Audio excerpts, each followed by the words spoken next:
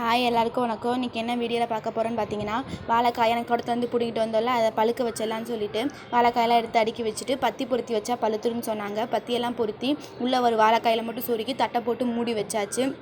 மூடி வச்சதுக்கப்புறமா பார்த்தீங்கன்னா, வீட்டில் 2-3 லேஸ் பாக்கெட் இருந்துச்சு. அதெல்லாம் எடுத்து ரீல்ஸ் பார்த்துட்டு இருக்கும்போது இது வந்துச்சு, நம்மளும் ட்ரை பண்ணலாம் அப்படின்னு சொல்லிட்டு எல்லாத்தையும் எடுத்து தின்னே முடிச்சிருவோம் போல் ஒன்றா எடுத்து தின்னுட்டு கடைசியில் 2 லேஸ் பாக்கெட் தான் மிச்சம் இருந்துச்சு.